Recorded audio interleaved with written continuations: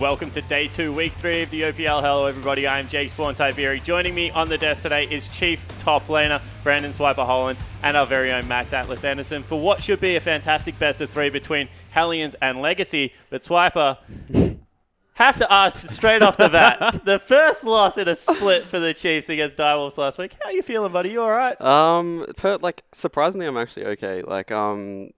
As a team, we were a bit shocked, and I won't lie, we were a bit upset about it. But we've came back, and we weren't expecting to go undefeated this split, honestly. So yeah. Any knee-jerk reactions off the back end of that one? Actually, we've decided to do a boot camp this week, so I wouldn't say it's an emergency reaction, but yeah, we've definitely got some things that we need to Heard it here improve on. first, guys. Emergency boost camp out of the Chiefs after their loss against Direwolves. How are you doing down the end of the desk, Atlas? Yeah, I'm probably doing a little bit better here. Absolutely fine. Spawn, thanks a lot.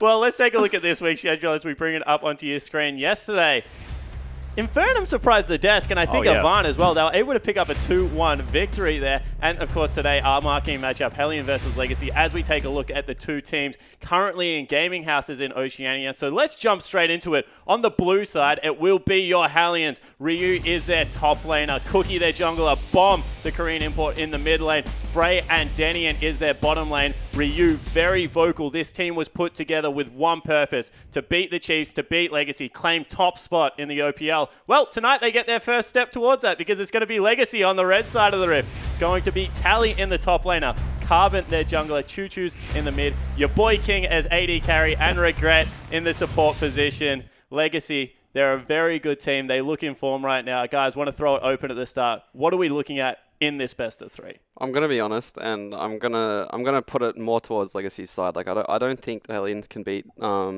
Legacy right now.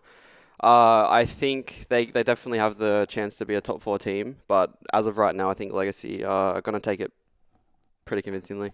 Yeah, I actually agree with Swiper here. I think that it's going to be a pretty one-sided affair, to be perfectly honest. Legacy have shown that they're incredibly strong both communicationally and, of course, individually as well on the Rift, and I think that it's mostly that coordination and communication that Hellions just don't have yet. So, what part of the Rift are we looking at that doesn't have that form of communication? Because, Hellions, we have to say they're in a gaming house. And from what I've seen, week 1 to now, Hellions look like a much improved team.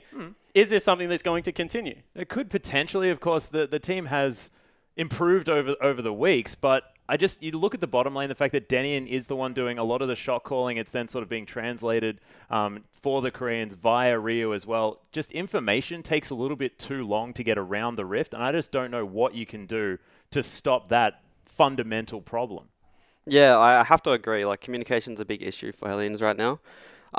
In saying that, I do agree. I think they have improved quite a lot to take it to the 4th spot by the end of the split, I think.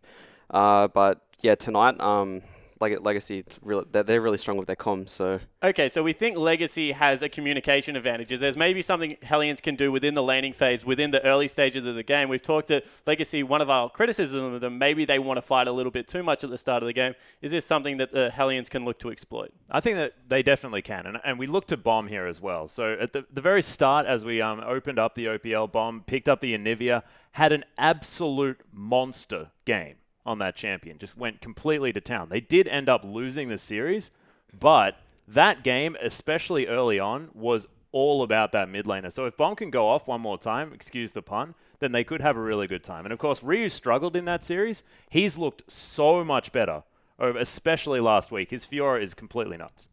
Yeah, I'm going to say it right here. I think if Hellions have the smallest chance to win in this series, it's going to be down to Ryu. Legacy, in particular, Carbon really likes to camp the top lane in this meta. So if Rai can take that and even take a lead, it's going to be a big advantage for Hellions. Because you were really vocal about Ryu last year. I mean, you pretty much went on a solo campaign to send the man to All-Stars after you found out that the other Chiefs members were going to be joining that team. What is it about Ryu that you like as a top laner? He's really good at... He wave controls really well, and he has the ability to carry, which a lot of top laners in this region especially, they they really default to their tank picks and their bruisers, where Ryu, he bring Rise into the meta, and like if you put some gold on him, I think that he has a really good chance to carry, which is why I gave him some hype, I think. And what about Tally? Because Tally also a new top laner. It wasn't up there last season. It was Minky Whale. I know in the past you've been pretty critical of Minky. What are your thoughts on Legacy's new top laner? It's really the same thing. Like he's really good with gold, and in this meta where there's Graves, there's Quinn, like he's actually like the AD carries have moved to top lane, so it really suits him a lot. And he has the potential to be, I would say, maybe the best top laner by the end of the year. Cool. Yeah, I actually really like that you brought up Tally as well, because I think that this meta really, really suits him, not necessarily just for the fact that the AD carries have moved up there, but we saw his Lissandra, the fact that they can now flex that pick, and he also is so vocal on his roster that he can start these engagements, use that claw, really get amongst it. I think that giving Tally more tools in order to start these fights is really important for Legacy. Yeah, it certainly is. Well, guys, we heard from actually some of the players leading up into this matchup, and it was regret from Legacy that said, in his opinion, he's pretty adamant without making any changes. Hellions actually cannot be the best team within the OPL at the moment. Those are some pretty strong words coming from a player. I guess he's been around for a little while now, Regret, formerly Flying Dew, but Legacy are new to this top spot at the moment as well. Do you agree? Is this a team that has kind of capped out and can't really get better at this point? Look, I agree to an extent if Dew is meaning right now, but right now it's the top three. It's Legacy, Sin, and Direwolves, and I think we're a fair bit ahead of every other team. But like Hellions definitely have the opportunity to practice and get well in their gaming house, and I think by the end of the split, if they really put in the effort, they can make 4th place, but I don't think that they have a chance of winning. I just want to clarify something Swiper said. He mentioned Sin. He doesn't mean it. I'm not trying to put words in his mouth. Now, I know that he thinks Legacy, Chiefs, Direwolves are the top 3. He thinks there is a gap between the rest. He thinks that Sin currently sits there. He thinks Hellions will be there before it. I just wanted to clarify. These are not my words. They're his words. I just wanted to make sure. What do you think of that, Atlas? I think that Regret has a really good point, but there's also the fact that Denian isn't supposed to be on the roster. He's filling in for the fact that T-Gun has recently left the team. They're looking for a permanent support. We all know Denian is an AD carry player that's actually retired from the pro scene. He was mainly going to be an analyst or a coach for the side and is now filling in that support position. So we'll see what happens if they do manage to pick up an actual permanent support. So let's hit on the bot lane for a second, because people after week 1 were super critical of Denny and Frey. And I think almost to a fault. It was their first competitive matchup in a best of 3 as a duo. Last week, Frey looked a lot more comfortable down there in the duo lane. Do you think that is Frey a player that you can look to maybe improve as the season goes on? I think that Frey himself, he's a really strong mechanical player, and he was a mid laner before, and mid laners always have the potential to go into other lanes just because of their mechanical skills. So me personally as well, I went from mid to top. So no, I think that their bot lane is, I would say, their weakest point right now, but yeah, in saying that, they're improving. So yeah, and actually, I want to go back to what sort of happened over the week. Sort of first week, we had Denian playing the Poppy, then playing the Trundle, these sort of melee, get in your face. Of course, Trundle maybe not so much, a little bit more the disengaged flavor. The last week, when they actually won, they put him on Janna. He was on Janna duty. He was standing at the back, shielding people up, making sure that no one's going to get too hurt. But he also wasn't necessarily throwing himself in amongst the mix as much. Not going to be as much of that sort of liability in these fights, just if he is going to be going a little bit overly aggressive. So I sort of like the fact that they've switched up his champion pool just a little bit onto something that suits him a little bit more as far as this game is concerned. Also, we had Frey playing Lucian twice in a row, and that's a pretty strong lane in the Janna Lucian. Yeah, it certainly is. Very aggressive lane, and that's what we're looking towards. I want to get your predictions quickly because I want to be able to hold you guys to some form of truth. Atlas, going down the line, who do you think wins? I want a number, 2-0, 2-1. Who's it going to be? 2-0 Legacy. I don't think a game's going to go over 35 minutes. Okay, so on paper, I think 2-0 Legacy as well. I don't think it's going to be convincingly. I think Legacy's laning phase in particular isn't extremely strong. So Hellions have the chance to make the laning phase, they have a chance to win the laning phase and then snowball from there, but I still think Legacy is going to win the macro game. Well, there you go, guys. We've heard from our experts, but we want to hear from you as well. Jump on Twitter, use that hashtag IamOPL, or even head over to the boards. There's a thread up today, oce.leagueoflegends.com. But the players are ready, the casters are ready, so I'm going to leave you with Pastry Time and Rusty to get us on the Rift. We certainly are ready, as this should be quite a match here to end week 3 of the OPL. My name is Pastry Time, this here is Rusty, and finally, tonight, we got a big matchup to kick things off early in the OPL season. It's a battle of two houses. Absolutely is, and the question always has to be arisen of which house is going to be superior this early. Carbon's been vocal about it. He thinks that his house is the most deserving of being the best, and we'll see if that comes true. Well, certainly will, as we are going to start things off with the draft. Of course, Helion's on the blue for game 1, Legacy over on the red, and Poppy actually banned away there, both from Tally and potentially from Regret. There is a chance it's banned away from Regret. Of course, Denian tried playing it in his last best of 3 where he wasn't the Janna, so the one before, and didn't actually find success on that, so potentially just getting rid of a strong champion away from what they can't play as much as what Legacy can. Makes sense there, as Raya's going to be an obvious ban. It was a ban against Ryu before it became popular, and now it's just sort of a standard ban. Well, yeah, it's a standard ban, but if you forget it against Helion's once, you'll instantly regret it. I mean, of all teams in the world almost, you just don't give it to the Helions. Yeah, definitely not. As Corki actually going to see some respect here as well. So starting to see a couple shifts here in the meta. Corki's been picking up around the world as Tom Kench going to get a ban as well. Yeah, Corki and Ezreal are 2 of the champions that have picked up in popularity.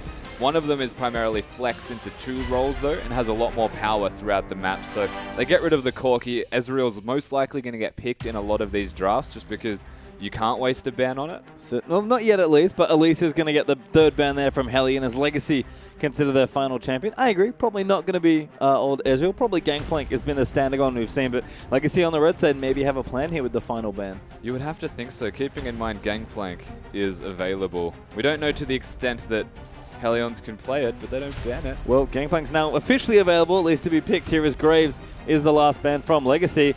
Ryu goes straight to hover it, and there it is. First pick for Hellions.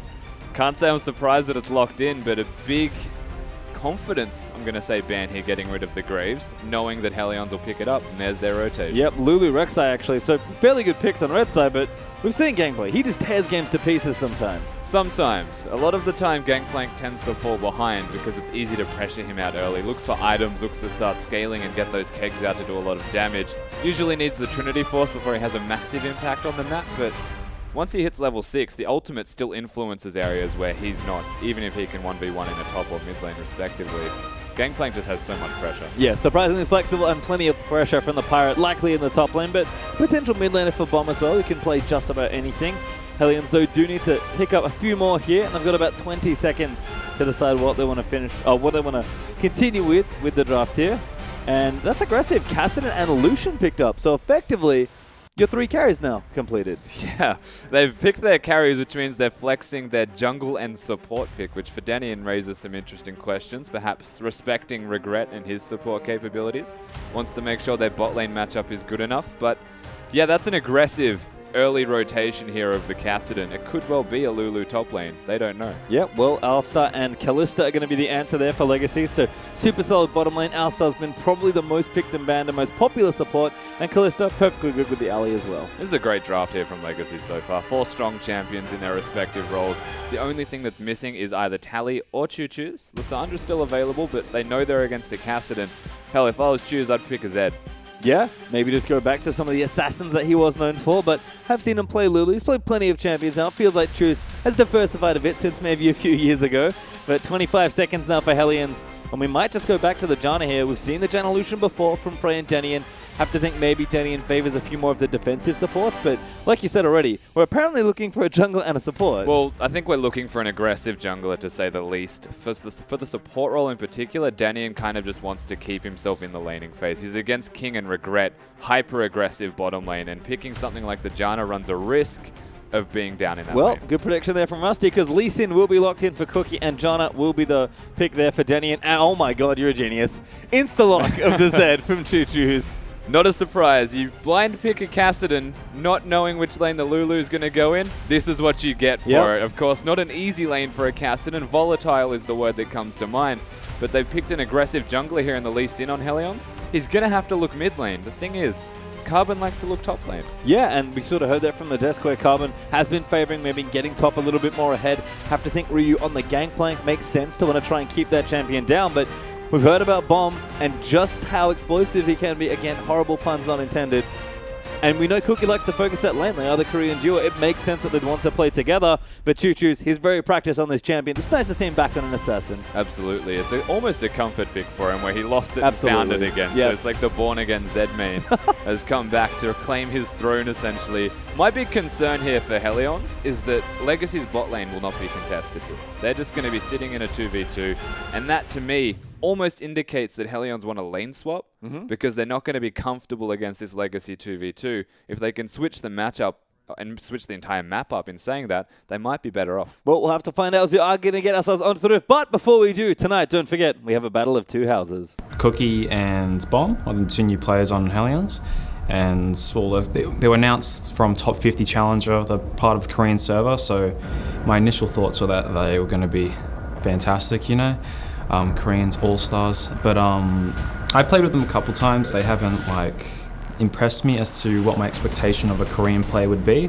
Never mind, he's in. Yeah, he's looking for it. Oh my God! There it is.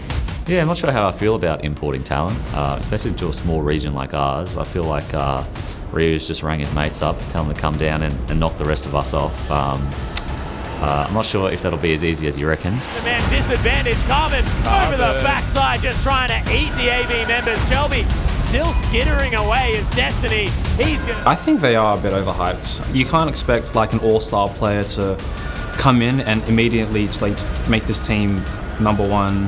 You've got strong laners, you've got strong individuals, but it's a team game. In there! Oh my God, he stole the Baron! 3-man shockwave in there for Bob, and now Ryu gonna go straight into the middle of everyone. Ryu. Jenny is moving in for it. Ryu wants it, but he's sunned up for so long.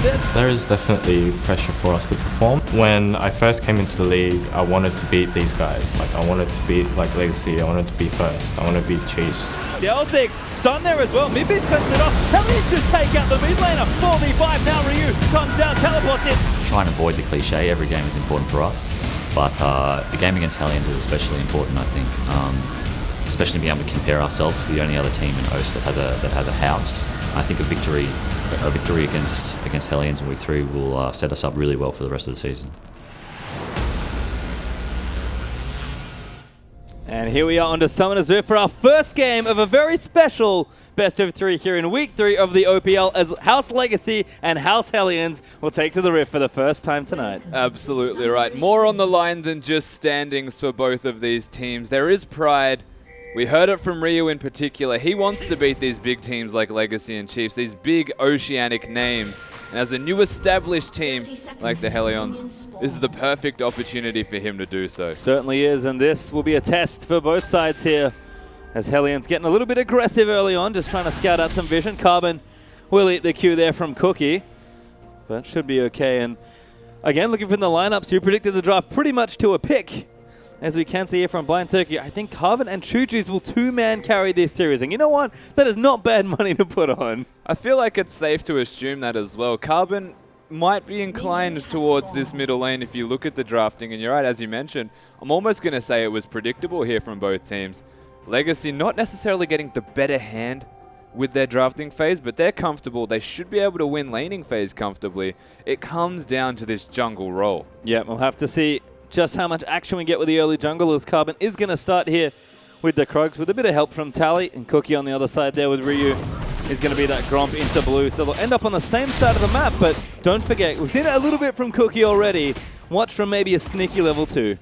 Yeah, absolutely. Cookie, volatile player.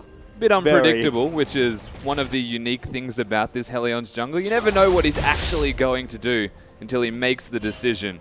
Carbon, on the other hand, he's methodical, he's thought out, he's practiced.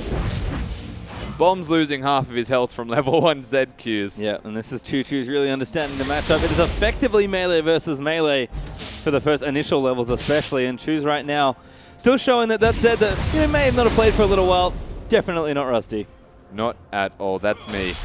So he's actually Choo Choo's, he's in the game pastry time, but shows he knows he's definitely still got mechanics, just so you're all aware. And being this old school Zed player, it's not something you easily lose, Zed mechanics.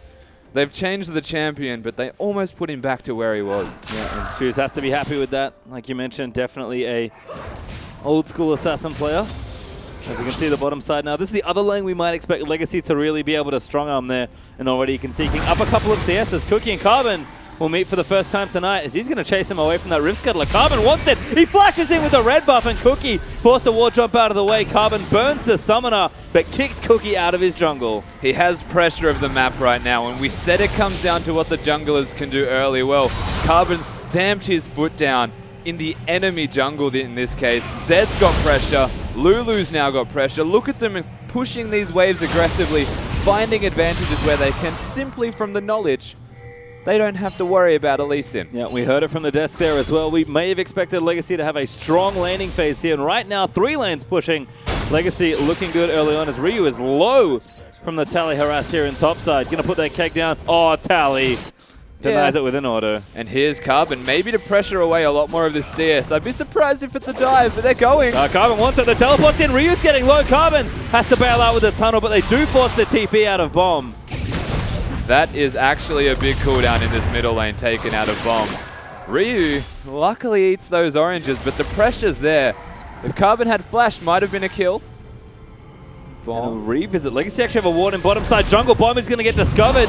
Now going to try and take on Carbon, but Carbon will stand his ground, and he's doing so much damage still with this red buff. Ryu is making his way back, but Carbon now taking minion aggro, has to back away. Zed's about to find Cookie in the jungle as well, and more knowledge. Just spotted him there, but Carbon will tunnel to safety. Cookie wants to fight him, lands the Q, but just kicks him out this time. Tally is going to go back by the looks of things. He'll recall, get himself a Doran's ring, but Carbon's aggression has turned all the way up today. Absolutely is, and the one advantage we find from this, not necessarily in that top lane besides the teleport, we look at that middle lane. The fact that Kassadin teleported and was already losing lane, it's a lot of pressure and farm that's just gone to waste. Speaking of pressure down the bottom, nice little combo there from Regret. There's a couple of spears come in from King and his Callista. We do expect the lanes to play aggressively here, especially the duo there from Legacy. So far, so good. As Chu still in that mid lane, level 5 and 15 CS ahead. Hasn't bought though. Mind you, hasn't even used a potion in this lane. Very comfortable at the moment. And once he hits 6, we might even see him just use the ultimate for harass. Needs to show some respect though to Cookie because again, meaning you haven't recalled, you actually don't have a lot of power. Yep, not right now. It's a good double wombo there. In onto Frey goes King, damage is down. But Denian fighting back nicely actually. Good little shots from Frey as King actually it's a pretty significant amount of damage. Yeah, same thing goes in this bottom lane. Volatile from the Lucian as long as the Janna shield is at the right time. Denian showing he's at least got the shield mechanics down pat. His bottom lane of Helion's starting to feel more comfortable. Tally again, good harass there in the top side as well. Ryu starting to get poked up pretty heavily by the Thunderlords. Lulu. Cookie now level 4, look to a mid lane, but right on top of a ward. Carbon though has gone back to farming. He's curbed some of that aggression for now because he was actually falling behind in farming experience, but looks like he might just take this blue buff, keep that experience going. One of the strengths you'll find of the new jungle is you can put a lot of early pressure down and go get a jungle item, just take those camps, and immediately you catch up. Oh wow, well timed there from Carbon, now level 5. Chu's in, does he have ulti? He does! He's gonna go in for it, flashes over the top. Bomb is absolutely dead as Choo-Choo's grabs first blood. Now Cookie gonna get absolutely ravaged by the Zed. Carbon will not chase, and Chu's. It was almost just that predictable here from Legacy. The big factor in what actually forced this fight to happen was Bomb going for the Scuttle Crab to try and steal it away from Carbon. Gives Choo-Choo's the flank and the immediate way in to pick up a kill. This is not the start that you're looking for as a Kassadin, not into a Zed matchup. Yeah, you mentioned it does get volatile there in the mid lane. Well, Chu certainly showing some of that off there, and we'll go back for a big buy with that first blood gold and a big CS advantage as Carbon now looking bottom lane this time. Frey forced to get out of there. Denian has to flash in. Flash pull. Ult down there for GP, but Denian's under fire. Forced to flash away from it. Tornado will disengage in Carbon.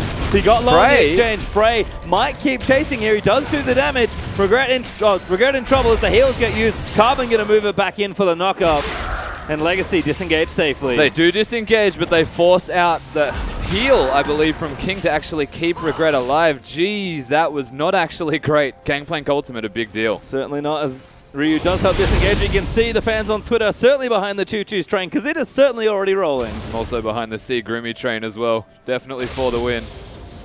Good stuff here from Legacy, of course. And as you said in this middle lane, big advantages for Choo-Choo's. If anyone's going to get them through this middle game, continue to carry for Legacy.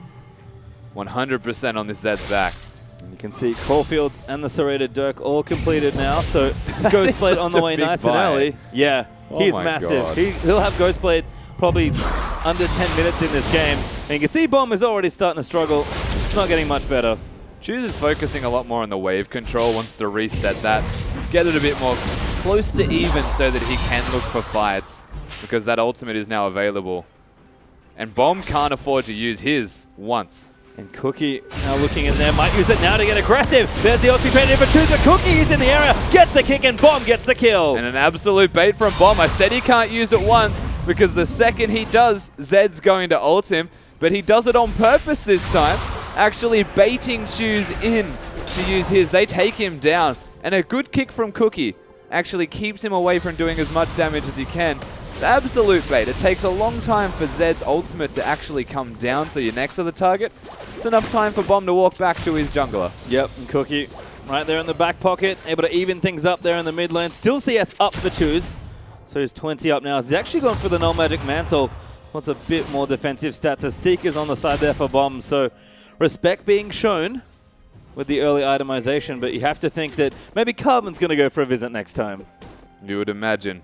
Carbon's going to start pressuring somewhere else on the map now. Has a Sightstone, so looking to control the jungle once again. We saw it at level 1, level 2. There's Rek'Sai trying to place down pressure. He swept the ward, he just kept going. Ryan said his ward disabled. There's the ulti actually out from Ryu. Teleport again used by Bomb. Every time Carbon comes here, he gets a key cooldown. Does get cancelled, but that's an ulti and a summoner burnt for Hellions. Yeah, they burn the teleport, and Bomb actually gets chunked a bit in the middle lane as he was using that.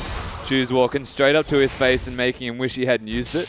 Forces some potions, and a big advantage gained here for Legacy from spells used. Nice combo there, but good shield from Denian. Does sustain a bit of poke illusion as King's able to throw that spear in. Down the bottom you can see CS actually nice and even. So King and Regret, despite playing up aggressively, haven't got a huge advantage in that lane so far, but just in general, Legacy seem to have momentum. They're playing aggressively in every single lane. Is Tally going to get himself the Herald buff? No, it's Carbon that does get it. Yeah, a lot of junglers are taking this buff at the moment. Empowered Recall, you can kind of impact more than one lane. Scuttle Crab battle. Cookie wins that one. Every Scuttle Crab's been fought for almost this game. Yeah. First one cost Bomb his life, as Carbon's going to tunnel out the back of the Baron pit. That was the second one. Oh, First one was like a level 3 jungle off. As Choose playing a bit more cautiously now. Definitely knows he's got the attention of Cookie. Frey again, great spear in from King. Render's down there as well. Now Carbon's down in the bottom side. Looks for Denian, finds the flash, but the ulti will disengage as Monsoon's popped by Jana. Carbon diving in now. Lulu's come down as well. Here. They're going to go straight in for the massive dive. Frey will get the kill already, and now Ryu's come down. He'll take out King. Regret has popped the ulti. He will collect Jana on the way out, but I don't know if the rest of Legacy will survive. Tally pops the ulti there, but I don't think it's enough to save him, and Legacy may have just come this lane to die. Ward down there from Ryu. Frey pops the heal for the speed, and Ryu wants one more parlay into the back. Lines up the gun, goes in for the dive, and the shield's enough. Tally keeps himself alive, but honestly, this Lulu misplayed on more than one occasion in that fight. Didn't use his ultimate on the Rek'Sai. We're going to see the engage again, and watch Carbon's aggressiveness and confidence, trusting in his team. Knows the Lulu's teleporting, walking down to ult him, doesn't use it. In fact, just shields him and dies. King doesn't get the ult either. He flashes away from the Lulu, who then has to flash for these kills, and coordination between these guys, that looked horrible. And that's not what we expect here, as Cookie's going to eat it in mid lane. 1v2 for Choose. No, here's 2v3. Cookie is dead there as Choo Choos takes him out in style, and Bomb now forced to Rift walk away. And Choo Choos does take down the 1v2 essentially with a GP ult to boot, and Regret, thinking that it wasn't going to be enough, does flash combo his way in to ensure it just in case, but Zed damage enough, and Legacy get one back. Yep, nice answer there for Choosers. We're starting to really turn things up here on the Rift. Legacy, though, counter-jungling those Krugs. Denian just going to get some vision down, power up a Tornado, but Carbon does get it. Auto attack enough there from Rek'Sai as he leaves the jungle via the tunnel system. Which, weirdly enough, has an established tunnel in the enemy jungle, along with 4 wards, I will add. So Bomb and Cookie kinda can't rotate down that direction whatsoever.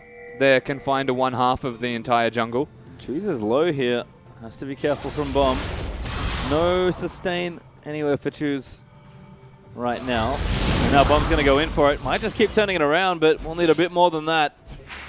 Doesn't commit. Choose will back off. And Bomb starting to get a bit more traction in the lane. So it was an aggressive maneuver from Bomb, but it was just to secure lane pressure.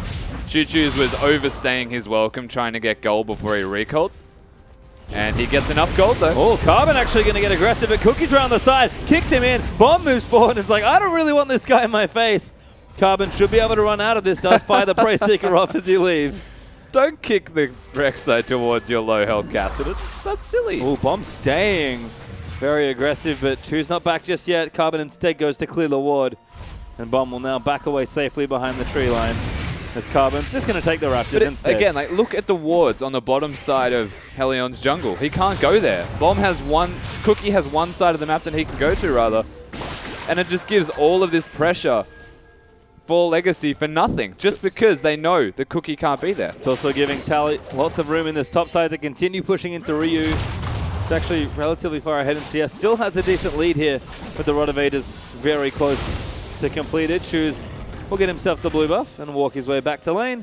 And Essence Weave is actually completed now for Frey, with King on the Bilgewater building in towards that Blade of the Ruined King.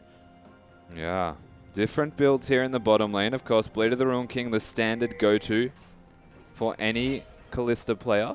The major difference between these guys is King wants a second item to really spike. I mean, in saying that, Frey having this one item and having a Janna to support him actually means there's a lot of sustain, a lot of damage that can come out of that 2v2. It all comes down to what Regret can do now.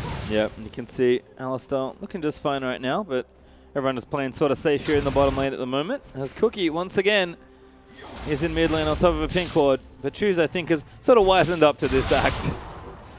Playing nice and far back. There's pink wards on either side, basically, here for Helion. So they know the lane they want to focus. Ooh, gets aggressive. Cookie those here. Deathmark moving in, but Choose going to get kicked out of the way. Bomb's going to get chased down. Choose does get it, but he's going to win a tower hit and the Gangplank ult. There's the traders. Ryu gets the counter kill. Yeah, Ryu managing to pick that up is a big deal, but Ryu's lost his top tower and Carbon is here, rightly timed. Here we go, Flash is good. Chilling Smite though from Carbon's going to knock up Wild Growth to combo into it, and Ryu's going to get chased down and killed. A simple kill. Not having the ultimate for Ryu was a big deal, honestly, and getting himself in trouble there. No slow to stop Carbon. And Carbon can just use that Chilling Smite, close the distance, and just like clockwork here, Legacy, they get the trade.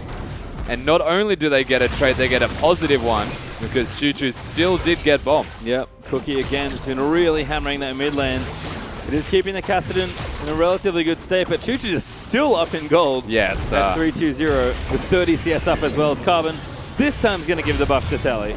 Yeah, it's not a relatively good state, I don't think, by any means here for Bomb. Forced to go Seeker's Arm Guard before the Rod. Delays that even more so. And Zed's still getting trades every single time that they focus him. Actually favors Legacy because Carbon doesn't need to be here. Cookie's wasting all of his time here, and if Cookie wasn't here, Choose will still kill him. Yeah, and you kind of noted this before, but Carbon using his early aggression to, try and force people out of the jungle, get vision down, and then just continuing that. Hellions have done a good job pink-warding the bottom side there, but in general, the vision for Legacy has been great, and that just affords these lanes that were already playing aggressively to continue to push up on players. Look at Tally now. Still up in CS, but with a needlessly large rod and a Rod of Ages done. Yeah, that's a major difference here, especially with the Gangplank not even finishing a Trinity Force at this stage. Lots of positives for Legacy. And we spoke about the vision, the fact that Legacy do have superior vision, and yeah, they've answered back in that bottom lane with pink wards, but Carbon was ganking top. Oh, Cookie face checks Regret, is going to get over the side with a ward hop, but King and Regret have rotated in. They want to try and take this turret. Denian will charge up the NATO. Cookie's going to miss that Q. Bomb's going to chase in.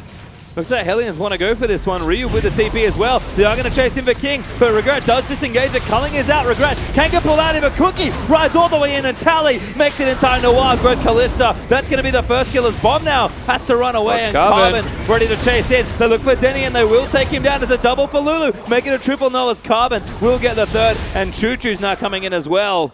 And this is a massacre right here for Hellions. No reason to chase that aggressively. They knew the Legacy were out of position. But there's only so far you can chase before being out of positions, now in position to fight. They readjust and they poise themselves for battle. Hellions, they overreach. I missed a kill. Someone else died off screen, I think. Might have been poor Ryu. This barrel does go down. Ryu back now. He might have still been dead from earlier, in fact. I'd wager Zed doesn't have his ult. So. Yep. That was my thinking. As Legacy are going to take out this tier 2 as well. They do commit for it, and they're able to take it down, and all of a sudden, out to a huge gold lead here, 18 minutes in, 7k up. At 18 minutes to have a lead this big just raises all of the questions. As, yeah, Ryu was already dead. They see the engage here. Cookie overreaches 100%.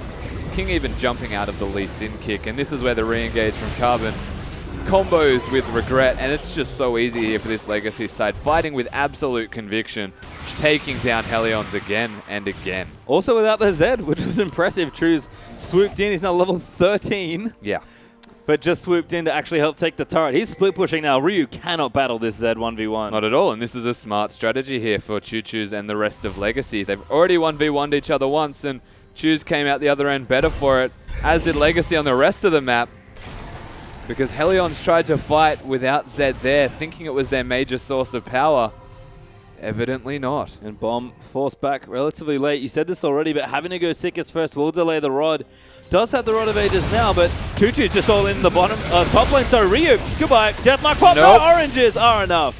Doesn't have the Ignite to secure the kill. Thought it was enough because the mark came up on his head. Now in trouble. Yeah, Bomb's also here, and Choo-Choo's going to have to turn a fight. Hexdrinker proc, Shadow's there. Choos needs a slow. Blue Trinket used, and Choo's going to keep running. Bomb, though, plenty of blinks to speak of. Choo-Choo's still getting chased down, and Bomb, just one more. He's going to move in, will dive the turret, and can't complete the kill as Dragon goes to Legacy. Boots of swiftness here for Choo-Choo's come up trumps, as Bomb only has the brown leather bags to help him on his endeavors. Ooh, Cookie unlucky. does get out of that one, but Frey forced to burn the flash there. Legacy assaulting that bottom outer will take it. 4 turrets to 0 now. And the train very much is rolling for both Choo-Choo's and the rest of the team. This is a lead that is just completely blown out of proportion here for Legacy. The pressure that they're placing on this map from start to finish has to be noted. They're a powerhouse right now. Really are. As they'll even take the jungle on the way out. Red buff wins a king. Looks like Raptors are going to go over as well. There could be a very real argument for Carbon being the best jungler in all of the OPL right now. Certainly with the way he's playing, I'd be inclined to agree. And certainly playing excellently this game is Tally. I'm going to say surprising performance, but he's just done so well. He's been the beneficiary of quite a lot of these early fights. He's 3-0-2 and he's already got a death cap. And the Rod of Ages at 20 minutes. Yeah, Tally's going off, and he has been in every single OPL game. This guy is new to the top lane. Well, you know what I mean. Yeah. You know what I mean. He Fresh was an back AD to the carry. lane. Yeah, back towards the top lane. So has to relearn the role, and a very changed role, to be fair. Has adjusted to it very nicely, and is actually doing a lot of work in every single Legacy game. You can see Truce has his Ignite now. Oh, he's spotted Cookie. He's going to move in for the crab. Does take it. Cookie's like, nuh-uh, I don't want any of this. Oh, as he's about Carbon's to going find to it. swoop in. Rayseeker finds him. Deathmark's good. Choo-Choo's going to move in. He gets kicked out of the way. That's the smart way to go, but don't know if he's got anyone else to run to. He's going to have to go up to a minion. Does Q towards it, but Choo's will flash for it. One straight in for the kill. Ignites him as well. Choo-Choo's with the overkill. Better safe than sorry here for Choo-Choo's. He does enough damage, and having the ultimate down, may as well just use everything while we're going here. 5-2 and 0. This Zed does not take assists, only names. Yep. And it's taken 5 already in the name of House Legacy. Choo-Choo's quite the warrior here. Level 14 on Zed already, as it's 2 fronts now. King and Tally just fighting bottom side. Ryu starting to get chunked out as he is going to move for it. Culling's good, and Bomb just jumps in on one for it. King going to try and move out of the way. Carbon's here, but it's going to be a little too late as Bomb is able to get the double kill. Carbon will get out safely, but top lane's in ruins. Yeah, they've got a lot of pressure here. Regret actually sitting top lane with Choos. Not entirely sure what the Alistar's doing here, but he's helping his team. Ooh, Q lands onto Choo-Choo's, but not going to follow in. Looks like Carbon just tying up Bomb there in the bottom lane, being annoying more than anything else, although Bomb's quite low. Might have to worry a bit, as Carbon has definitely shown his aggression in this game. Tally just honestly doesn't use his R key. I swear. As the regret puns continue from at King No So Set. that's a double pun, by the way. Well played. That's the way the cookie crumbles. Oh, Carbon, trouble. Nope, gets a knock up. This is part of the Lee Sin problem. Does ward hop, but he's short there for the cripple. And Carbon tunnels away and just Recalls in a bush as Choo Choo's also wants to go back and spend some money. Looks like he does have the Tiamat and Black Cleaver on the way. Oh, he's staying. Wants Ryu. Ryu backs off instantly and with good reason. Has to respect, of course. Choo Choo's in a massive point of power. We've seen the damage that Ryu can put out on this Gangplank, but in a raw one-on-one battle, you have to give the victor to this Assassin Zed every single time right now. I mean, this is the thing with Gangplank. He's a great champion, but you sort of mentioned this in the draft. He needs to get going. He needs these items. He does crazy amounts of damage when he gets them, but getting to that point can prove tricky. Tally played the lane well. Is still 30 CS ahead. And just in general, Gangplank's been a bit contained here in this one. Regret, though, looking for a bomb. Going to move in for it as King. Does fill in with spears. Denian tries to disengage, and Regret wants nothing of the sword. He jumps straight forward as Tally off to the flank is chasing. Choose. Wow! Huge burst damage takes out Denian. Frey going to get absolutely wrecked with all the death mark proc. And Choose wants to triple. Wild Growth is there. He is going to get it. And that's 4 kills for nothing. Legacy. And Choo Choo saying, who's next? Because he's looking for blood. This guy is an absolute monster on this Zed. Wow, Legacy just rip apart Hellions one more time. They go straight to that Baron. And Ryu nowhere to be seen as he's in the bottom lane dealing with Tally. Keep in mind, Tally teleports. Ryu does not. He backs off. Cookie's caught on the side dealing with the Lulu. And this is all Choo Choo's show.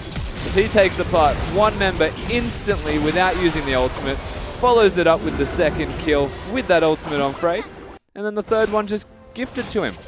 Yep, bit of help there from Tally on the assist as Ryu stays himself bottom lane, make sure to clear what he can. Carbon looking to cancel a recall, zooming in with the home guards. He's used the ulti, and he's just going to stop Ryu. Even autos the keg, just to add insult to injury. Does it again, but Ryu, I think, got the proc for a bit of extra move speed. Is going to keep moving, but Tally wants to chase. Cookie's here as well. Now Legacy will back away, but the aggression is unrelenting from this side. There is no way Carbon dies in these fights from now on, so he's happy to be this aggressive, controlling every single aspect of this map, him and the entire Legacy side. Look at him. Cookie gets interrupted on that safeguard. Actually, now going to get towered over. Kick's already used. Choo Choo's collects another victim, his 9th of the game. Level 16 already, and an absolute beast. Towers do not matter. Objectives don't matter here. Legacy, they've got the Baron buff. They're about to just parade their way into this base. Ryu's the only last port of call for defense. Can he do it? Well, it's going to be tricky here for Hellions as King with the Runins able to knock down those creep waves pretty swiftly. Dragon is up, so it might just be a detour here for Legacy. Now that Baron has actually still on them, but it's probably dropping off soon. Tally in the meantime continuing to push, but Bomb and Frey here to clear this out as Legacy. Don't be fooled. They still have over half their Baron left. They're just accelerating the game. Yep. One slap from Choo Choo's. That's big damage. And now Bomb going to get dove. Combo doesn't quite complete, but they're going to move Regret straight into the team with the Fate's Call. Now Cookie looking for someone on the side as GPL is going to slow Legacy down. Bomb dives in for it, but Carbon's so tanky still as Tally still on the flank. Choo Choo's goes in. His target is Frey. He'll move in for it. He gets exhausted. Moves his way out there as Tally's there to save him. A Bomb just on the front lines dies to Carbon as King going to leap himself forward and maybe get a double on it. Gets one for Ryu. Another one there onto the Janna. And Legacy just overwhelmingly ahead in this game. Legacy are just everywhere in these fights. They're battling on 3 fronts, and they're still overwhelming their opponents. Tally with the flank, Zed with the burst, and King in the backline. This is so strong here from this Legacy roster. Wow. And Cookie crumbles again. Legacy able to take this game. Absolutely huge showing from the boys. As we talked about it, they wanted to be the best team. They want to really show up. And boy, did they in that first game. They definitely showed up in that game. What a way to come into this. The battle of the 2 houses. And to beat them that convincingly says a lot right now about this Legacy side. Certainly does. And again, just the way they were playing, aggressively pushing 3 lanes. Carbon, I'm going to say almost disrespectful with the way he just romped into the jungle there of Cookie. And just, it never felt like they missed a beat in that game. We didn't need to talk about that macro game. I mean, if I had to give an MVP of that game personally, I would give it to Carbon. Not only did Zed go off, but he enabled them to do so. Carbon was a monster in that game. Certainly was there. And we are going to get a little bit more from the analyst desk as the first battle does go to Legacy. Thank you so much, guys. Convincing win from Legacy that time around.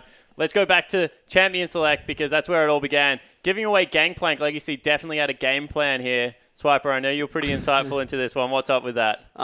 So Legacy, I guess they showed what they like to do, but I don't think they're giving a game plan at all anymore because they do have this set answer, and even picking the Z into this losing matchup against Cassidy, like, it doesn't really matter because they just take control of the mid game, and with Carbon camping top, like, Zed just gets rolling. Yeah, so the way we're explaining is it's kind of you just swap the lanes. As soon as you're ready, you send Zed into the top lane to just face off against Cassidy, against the Gangplank, deny as much farm as possible. You know, he's not going to be able to get the QSS early enough, or he's going to sacrifice a lot of damage, and we saw that is exactly what Choose did in that matchup, just hunted Ryu around the map. So, but let's talk about the bottom lane for a second. You guys were very vocal on calling out this bottom lane. Frey, Denian, they stood up really well. They turned a couple of ganks. These guys are here to play. Yeah, and I really want to talk about this as well because I just love it. Denian is sort of seen as this like weak link or something like that by a lot of players. So what they think is, oh, better kill the weak link, right? And now he's on Janna, so he can just disengage everything. Everyone's overextending to try and get this guy right underneath his turret. You saw Carbon doing it a couple of times, and that bottom lane played really well. That failed dive from Legacy was almost a turnaround for this team. And Hellions, despite the fact that they lost that game pretty convincingly to a very, very confident Legacy, there were so many signs that they were improving a whole lot since the last few times that we've seen it. Yeah, and there were so many fights in this game where it was Legacy were just getting away with slithers of health bars. 2 members in the bottom lane. That would have nearly been a 4-for-1 if the trade had gone a little bit better. You're looking at Legacy thinking maybe they are a little bit overconfident right now, but Carbon just looks like he's controlling the pace of the game at every stage. How annoying it is to play against a jungler that just wants to dive your top all the time, Swiper. It's really good game plan from Legacy because they have, like, you would imagine that they'd put all these resources on this AD carry king, but he's transitioned to this support AD carry where they put all their jungle pressure on the top lane, and Choo Choo's is always getting rolling by himself as well. So him diving top lane is probably their best way to play the game right now, and it enables the rest of the team as well. So what's Ryu to do? Obviously on blue side there are some things you can do. We were talking about a couple of them, like get your jungler in there, maybe smite a wolf camp every now and again. Yeah. I think that he probably should have helped Ryu a bit more because that was their main win condition to be able to deal with that Zed. But I don't know, they didn't really look for it. Ryu was under his turret a lot of the game, so I definitely could have seen a lot of opportunities from the Lee Sin, but...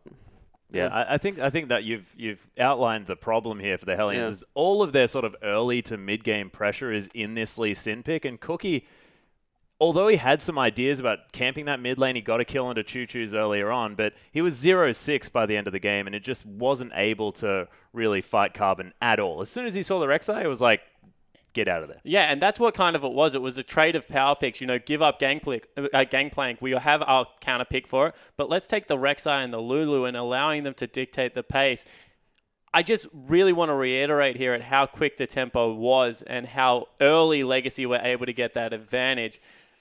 Is there a way that you just stop a tempo game like that? Is a lane swap the answer? Like, what are we looking at going into this next game to really try and shut down this Legacy fast-paced game? Okay, I'd like for Hellions, I just don't want them to take these risky fights. So like, they actually had the game going well there. It was very even, and then Gangplank had died top lane, and then they try and take a fight mid, and they got completely demolished. So like, don't take these fights. You have a 1-3-1 comp. Just scale and just you'll eventually just win the game, and you let them make the mistakes. So I just don't want them making these proactive plays. Yeah, and we've seen that Hellions like to draw out their games as long as they possibly can. Of course, their victories that they did manage to get were in long games. It was sort of this war of attrition by the end of things. So I guess they're used to playing at the end game, and they had the Cassidy, they had the Gangplank. Things were working out as far as looking to there, but they just can't lose these mid-game fights. And when you've got this team that's so willing to end a game like Legacy, you just can't afford it. Yeah, it certainly cannot. Well, they took the mid-game fights. They end up losing because of it, but don't go anywhere. Game 2 between Legacy and Hellions will be back after this break.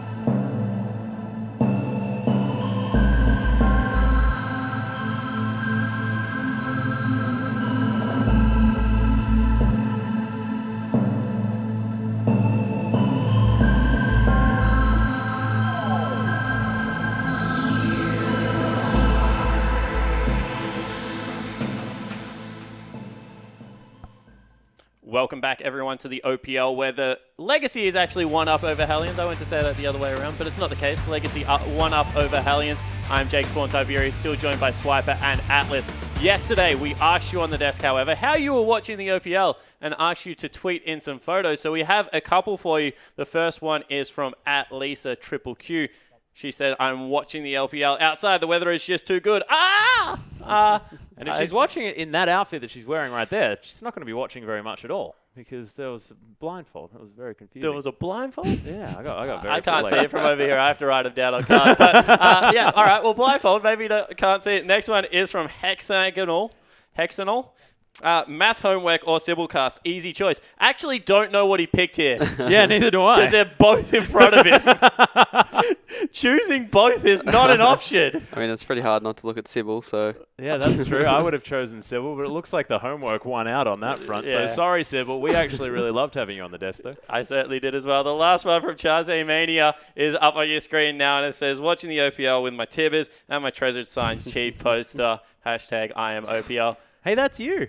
Yeah. Swiper, you at least still have one fan in the OPL after dropping your game against the Direwolves. I'm sorry. I just want to say I'm sorry. No, now he's just got the true fans left. That's all it was. They were dropping it as the test, and now they know that all of their fans aren't just bandwagoning. Of course, guys. Everyone that got their photo just shown on stream did win Jin and his skin, so we'll be reaching out to you. But I still like this segment. I'm not promising you anything, but it's Atlas's favorite segment. He doesn't stop talking about these, so keep sending him in. I love him. Use that # IamOPL on Twitter. And I just need someone to be underwater. Just do it. I've said it every single time. I just need someone to be underwater. Yeah, certainly do. Another interesting storyline getting back to the game, however, is between Denian and Flying Dew. Of course, both team members formerly from YSSC, Your Soul Shell Chuffer. And Flying Dew actually said, or now regret, that, you know, he's going to take it to his previous mentor, show that he can prove it here. Atlas, one of your favorite teams in OPL history. What do you think about the relationship here? Yeah, I actually think it's really, really interesting because, of course, Denian was an AD carry player, so him and Flying Dew were very, very close on that team. And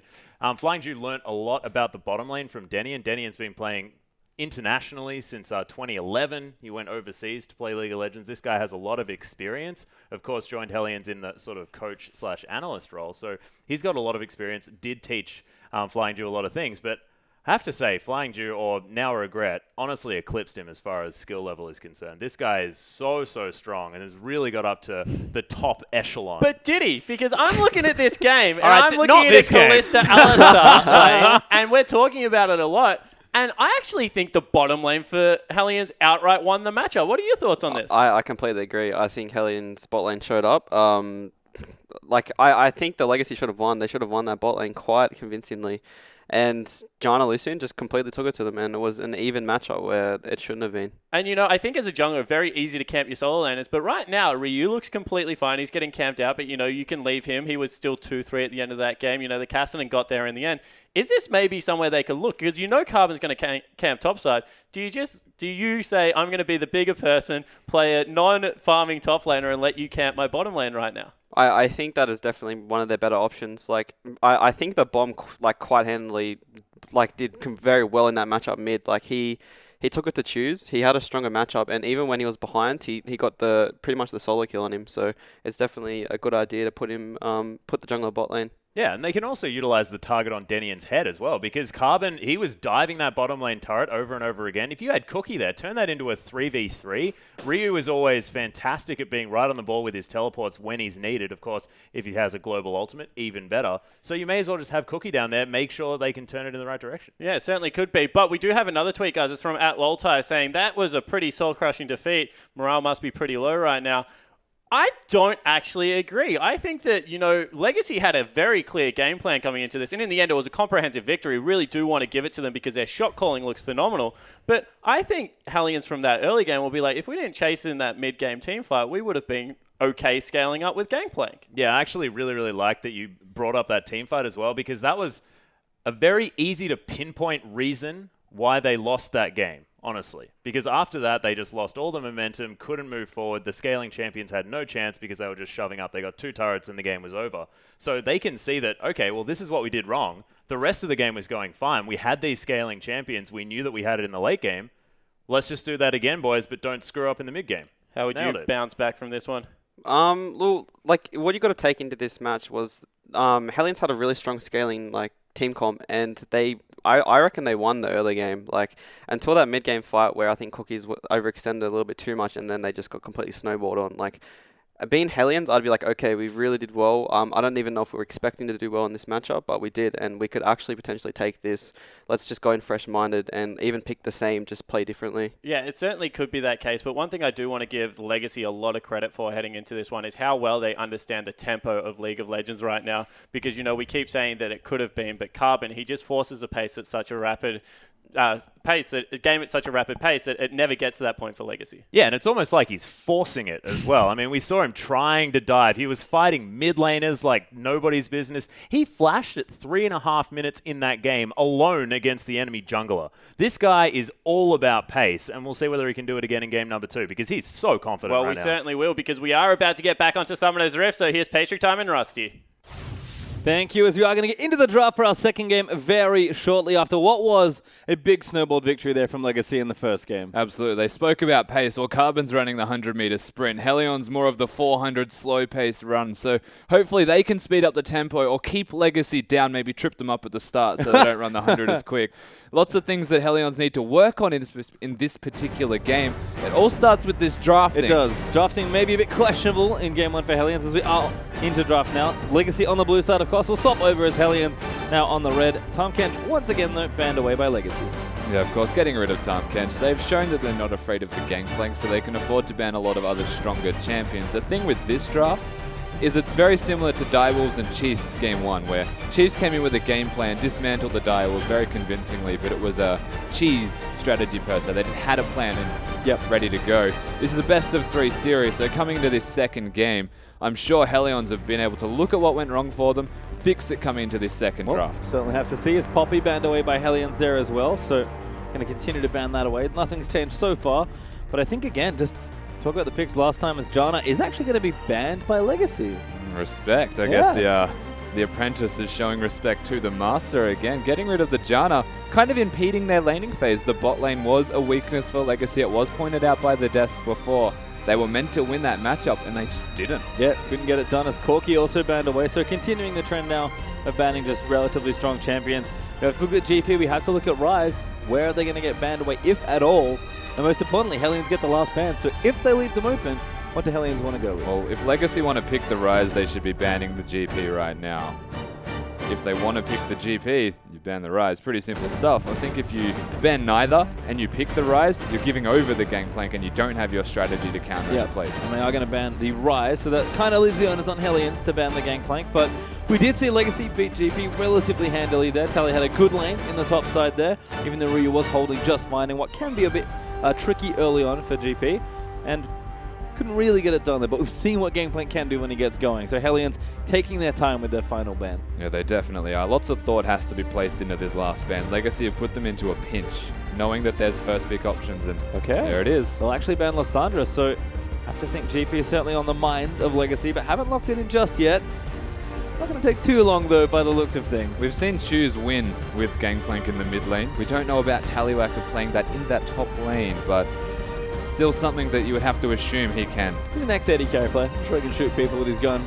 He'll be just fine. Maybe he's only effective every parlay cooldown, but it is going to be the pickup regardless as Legacy do lock in the Pirate. Yeah, they lock in that Pirate, of course. Graves still open in this particular drafting phase. Didn't get banned here and was in the first one. And would not be surprised if this is picked up because Cookie goes towards early pressure junglers like the Lee Sin we saw from last game. Graves just does it a little bit healthier. Yeah, and maybe able to aid some of that aggression that did cost Cookie some spots, but Lulu Graves are going to be the first 2 picks here for Hellions, so good pick for Graves in the jungle that was banned away in game 1, and then a takeaway as well with Lulu. Able to go either top or mid. Yeah. Definitely a good first draft here from Hellions, being able to flex and having the pressure jungler in Graves, someone who can either gank or farm very successfully. The response from Legacy right now, though, looking at what's been picked away from them, pretty much just default to the Alistar, maybe even pick your Kalista with it again. They know they're not against the Janna. I'm sure this time they could win their bottom lane in the 2v2. I mean, I think the lane's perfectly fine, doesn't give away too much like you mentioned, so there's Alistar at least, which was a good team fighting and skirmish pick for Regret, even if maybe the lane didn't go as well as they would like. And I do like this. a bit more respect being shown as King's actually going to take away the Lucian. Yeah, they take the Lucian from Frey, and of course they do pick the bottom lane, which was expected coming into this second aspect of their rotation. They leave open Carbon with this jungle role, even though they know what Cookie has got here in the middle lane. I will say that Graves is a very niche flex towards top. Yep. It's unlikely, I will say here for the Hellions, but it's entirely possible. So Legacy leaving their stronger draft until the very last rotation. Yep, and you can see Frey going to go to Ezreal after Lucian being taken away. We've seen plenty of Ezreal in and around the place, but Hellions 25 seconds now to decide exactly where they want to go with picks 3 and 4. We did maybe critique the game 1 draft a bit by picking your solo laners incredibly early, potentially cost them there, so they're going to slow things down a bit here and not give away too much. In fact, they have flexes everywhere in this draft already. They do have flexes. We saw the hover of Morgana in that first game. That to me implies that it's going to be Denian on this champion. And we'll see if that's what they plan to do when they lock this one in. Yep, it is going to be Morgana Ezreal, so I imagine Frey's going to take the Ezreal and Denian's going to take the Morgana, but who really knows? No one. That's the I thing. don't. So yet to find out. Ryu, does he play Lulu to the same level that Bomb does? And is it worth putting it in that lane? We've seen Lulu do well against the Gangplank. So we need to find out here for Hellions, which is why they've left their mid lane to the last draft, Yep. which lane they want to have the Lulu in, and is it against the Gangplank? Makes sense. So we are going to see Legacy flicking through a couple different picks here. Looks like they're looking for jungle and a solo lane, either top or mid, wherever they want to put the Gangplank. And you did raise the question, we have seen Truce play, but we haven't seen Tally play it just yet. I'm sure he's capable, but he has to prove it in an OPL game. Definitely is a mechanical player in Gangplank. Only really promotes mechanics further, so no doubt in my mind he can play it. The question is, do they want to pick that one up and force Lulu into the middle lane even, put her in a shorter lane?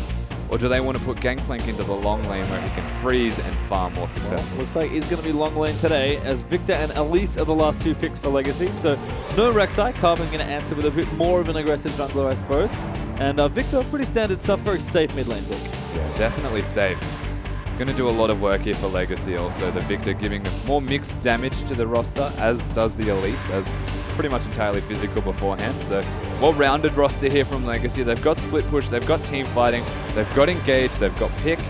Pretty much a bit of everything. Sounds pretty good. We'll see what Hellions, though, do an answer with their final picks of the draft. Potentially lacking in the damage department just a tad. Yeah, not exactly, but yes, because they've got a Graves jungle. Yeah, that's that'll make true. up for that a lot. Ezreal does okay amounts of damage, but isn't going to hyper carry to maybe the extent of the Lucian, Gangplank, or the Victor. Yep. But will always be relevant with damage. Lulu's the same, similar to Ezreal, but in another role. I think, yeah, they could just round it out with more damage and it'll just be overwhelming. Yeah, and it is going to be Kassadin once again here. This time to a much better matchup for Bomb, or at least should be as he gains the levels. But we are going to have Morgana support. Ryu will take the Lulu there in top lane, as Hellions did give their Korean mid lane at that last bit. This has been known as the 50-50 matchup, I Yep. would say, the Victor and the Kassadin. They usually take to each other in a very even manner, and it comes down who executes better. And what we've seen so far, Bomb, he executes quite well, as Legacy, they're just messing with me. Took him a while, but Italian Choose sorted it out, managed to get the swap going. Have to think they live in the same house, so it can't be too hard to say, hey, give me a champion. But they figured it out in the end. And yeah, I like the matchup here. It's really intricate, and I think we are going to see just how good these two mid laners are. Once again, they're very integral to these two lineups. yeah, and the thing about that matchup as well, both champions have shields. It comes down to the usage of shields and who can out-sustain. The mana usage as well tends to favor the Kassadin because he has the W, but entirely on what doesn't look like it's going to be an interactive and exciting matchup by any means, is incredibly interactive and super intensive on mechanics. So it comes down to who plays it better. And we've talked about solo lanes already. We actually have Tally in the reverse matchup now. We saw he was able to do quite well versus the Gangplank on the Lulu side. Now he's going to have to play the Gangplank side. Yeah, and we'll see how he does, of course. Shows he's capable of beating the Gangplank. We don't know how capable he is of actually playing it himself. Good first test here for Tally, as it's almost salt in the wound for Ryu, who's the big member that needs to step up Well, for certainly Helios. could be, but we are going to see who will take victory here in Game 2. Is it going to be hashtag LGC win? Get out on Twitter if you're cheering for them to take the clean sweep. Or Hellion's going to force it with a third game. Use the hashtag HLN win out there on Twitter. And don't forget, everyone's favorite hashtag, IamOPL. Exactly right, and of course we've seen the team compositions now, and it's all going to come down to this execution. Legacy, one game up, they've got the momentum, but I don't think Hellions are out for the count just yet. They've had their chance to come back now with a better drafting phase. all they need to do is get through this early game on the back of Cookie a lot more successfully. Yeah, and we did see that, again, like the Des mentioned, early game looked quite a lot smoother for Hellions. It does seem like they're improving note to note, but can be tricky here as we are going to get ourselves onto Summoner's Rift for our second game of the evening. Legacy looking to really put their foot down here and win the battle, or win the war, I guess, between the two houses. They won the first battle. Let's see if they can take the second, or if Hellions can answer back. Already a stylistic difference here, though, between Ryu and Tally. Different itemization choices. Last game, they both had the Corrupting Potion. This game, it's a Doran's Ring for Ryu, so a bit of extra health.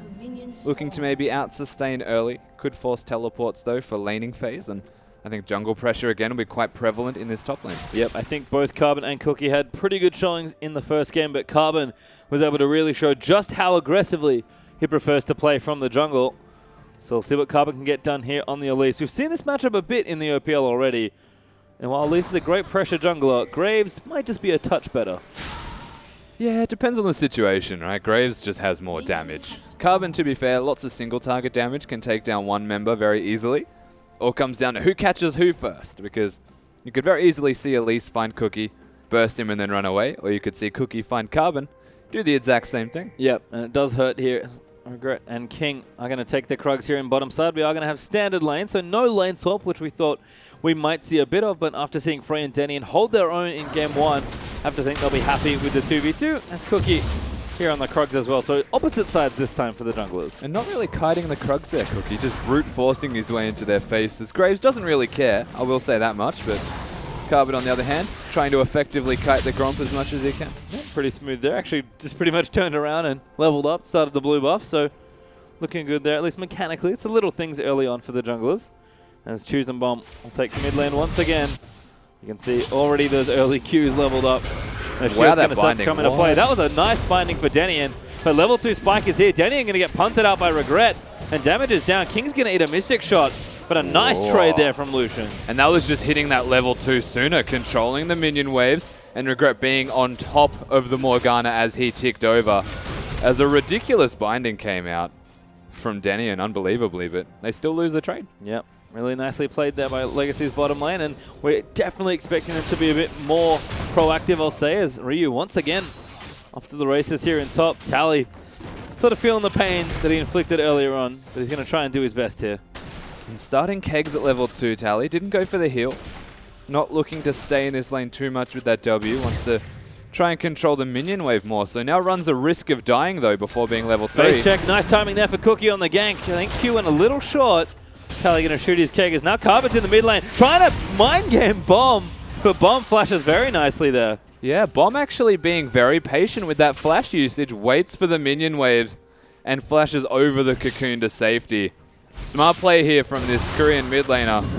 Bomb putting his mechanics on display. Yeah, and another aggressive flash from Carbon as he's straight into the enemy jungle on that blue buff now. But Cookie might find him here, and we could see fireworks. That was a lot of time spent looking for that gank mid here from Carbon, so there's a chance that he runs into Cookie. Of course, Carbon smartly backs away. We'll find him, though, reasonably low mana. He's waiting for his support. This is smart stuff once again from Legacy. Cocoon will land. They're going to move in onto him. Regret. This is going to get in range, but Cookie's forced to flash away, and they'll just take the summoner. And they're walking back around the long way because Denian made his way here on this Morgana, of course. Not going to be able to find the water, and the pressure's just going to remain here, Legacy. They're diving mid, you would have to say. Looks like it. Bomb, I think, knows what's happening. He's going to get himself off towards his tier 2. So not going to bite there, but Carbon looks for the Wolf Camp. Might try and take that away. Just to remind you, Cookie's still on the same side of the jungle. This is very aggressive from Carbon. Absolutely is. He had his support advantage, saw Denian back in lane, and quite comfortable stuff here from Carbon, as, again, we've said he was running the 100-meter sprint. Well, he hasn't slowed down. Momentum still well and truly there. Tally is forced back early. Does use the TP back into the lane, but he's going to have it awkward. Kid a minion there. Oh, unlucky, I guess. Maybe not so sharp just yet on the GP mechanics. Oh, you give him one. Warming up. Everyone gets one. Well, that's Tally's one at least for this game. There's Ryu going to walk back by the looks of things, buys a second Dorans and a pair of boots. No, we'll teleport. And Cookie's like, get out of my jungle. Carmen's like, nah, I like it here. Does land the cocoon in. Smite battle. Missed by Cookie, and Carbon steals the blue out from under him. Yeah, Cookie actually smote the blue buff down to 50 health, but got hit by the cocoon at the same time, so couldn't combo the smite with any follow-up damage. Carbon gets the blue, but is about to find a lot of damage in his face. Yeah, this is the battle we thought we might see here as Carbon caught on the wrong side here. He's going to take a whole heap of damage from this Graves. He needs help. Speedtron's good. It might just be enough space. Cookie quick draws in. One auto, needs another one. Regret needs to move him out of the way. Spidling speed helping. Cocoon will land onto Cookie, and the binding lands onto Regret. Now he's going to die by the looks of things. He does go down for first blood as Frey takes it. And Alistar goes down for first blood off the back of Carbon losing a jungle battle here against Graves. The aggression does not pay off in the end here for Legacy. King and Regret both have to rotate around to try and keep him alive, and honestly nothing he can do to stay alive. Regret cops the binding. Good work from Denian. Yeah, Denian's binding's been on point so far. As Regret, I think, saves the summoner spells more than anything else there. So he's going to keep them for a later time, but we saw the Lucian getting aggressive here for the CS lead. Now onto Frey after that little exchange. And the kill. Yeah, which is great. Going to go back with a bit of extra money in his pockets from first blood. BF sword up for King. See what Frey can get as Coach Jish from the Chiefs will weigh in. I don't think a team should get Gangplank, Elise, and Alistair on this patch. Absolutely right, Coach. Not going to deny that whatsoever. It's a strong draft. Alistar's such a power pick at the moment, almost 100% pick ban rate internationally. Elise, overbearing. Hello, mid lane. Yep, level 6 there for Cassidy. Means that Bomb can start to get aggressive. Choo-Choo's does have some potion charges. And the upgraded Hex score. Level 6 now on his own, so Bomb going to have to be a tad more careful when he goes in. But Cookie's coming around. Oh, Carbon's here as well. Hello, 2v2. Going to start on the Cookie. Ulti down. And that looks to be a dead Graves. He's going to try and make it work, but Carbon takes him out. The Spiderlings get the kill. He was trying to let the Chaos Storm pick up the kill here. Whoa, hello! Choo-Choos goes in, gets the Ignite down, and gets a 1v1 kill. Bomb overstaying his welcome. Did not have health to speak of. I think he tried to freeze the wave or something because he wasn't that low when we first looked at him. And that's now 2 kills out of thin air. There's Regret coming in again, but King's going to eat the binding. They are going to turn and fight it. Exhausted down. Black Shield's pop. King getting a little low as Regret's trying to zone him away. GPLT there from Tally. And now Denian's completely zoned out. Collins going to get used. Denian will fall, and Regret maybe looks at Chase. He does still have the flash from earlier, but doesn't want to use it. Frey still with the summoners up. And look at the zone control that a Gangplank can put on the map with just the R button. Simple work here. They pick up a 3rd kill. And again, I'm going to say that one was forced. The rest were out of thin air. The exhaust from Regret was the biggest deal here. Denian overstays. He completely tries to fight this and all in. Not the synergy that the team had. And signs of weakness from Denian and Frey again. And you can see King, he takes the more aggressive AD carry, and all of a sudden, feels like Regret and King are back to their old tricks here. Well, I guess relatively new tricks. Yeah. Given they haven't played together for too long, but definitely the aggression we expect from these two. Absolutely right. Of course, Legacy's bot lane should be coined for their aggression. Having a 2-0 Lucian, though, will only put that up even further as if they weren't aggressive enough. Dangerous start here for Hellions, and a lot of small mistakes individually have started to cost them, as Carbon even went and stole the red buff before. That's why Bomb was chasing him out when you saw that trade earlier. What a jerk. He's trying to get him out of his own jungle. And it's never ends. It's just been difficult for Hellions to do exactly that. We've seen Legacy constantly pushing up their lanes, ready in position to help with the counter jungling effort. Now watching the instant replay, you have to imagine Flash Pulve. Yep, looks in there onto Frey. King comes back, and this goes in for the tower dive. Bomb, though, in trouble. Chaos Storm is down. Victor just going to chase him out of the lane. This is pretty standard Victor strategies that you may have seen here and there. When the ultimate's available and you can out-trade your opponent. In this case, if a Cassidy doesn't have his Q. Free reign of popping the Chaos Storm. Might have seen the Rift walk there as well. Choo-Choo's going to eat a bunch of damage there. And that's almost dead, but he barely lives. He uses the Q at the same time as the burst. The Negatron Cloak avoids majority of that magic damage from Bomb. And the Q shield keeps him alive through Graves burst. Lucky, but effective. Calculated from Choo-Choo's. Yeah, definitely. He's not really missed a beat here in mid lane. Is a little bit down on CS, but looking just fine here, especially with that aggressive flash players. Speaking of aggressive, Regret and King do not find Cookie. Oh yeah, they have. Find him now. Denian's up there as well.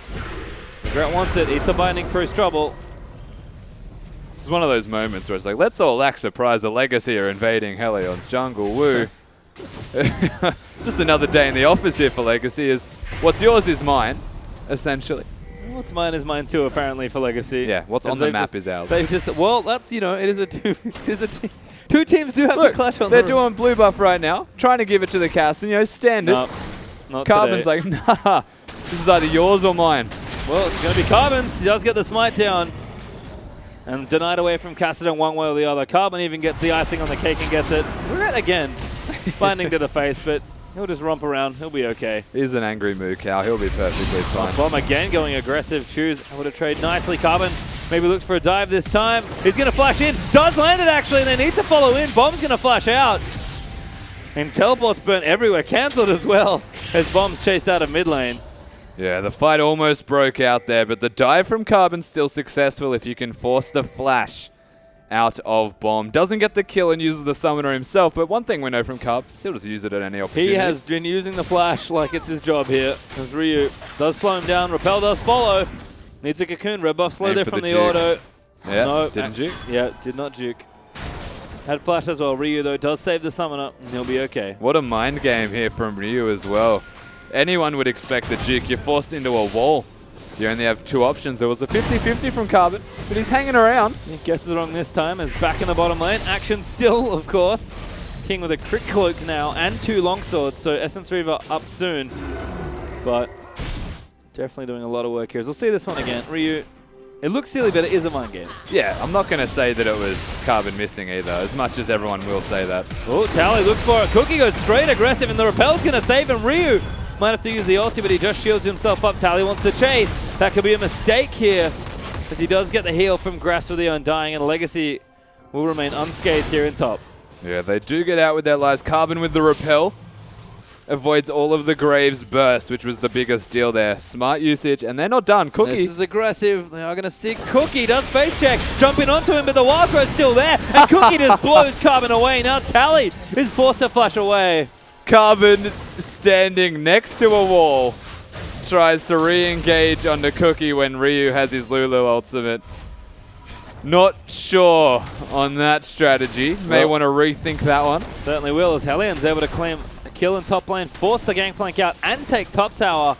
But we did see bottom tower did go over to Legacy. King now with the Essence Reaver done.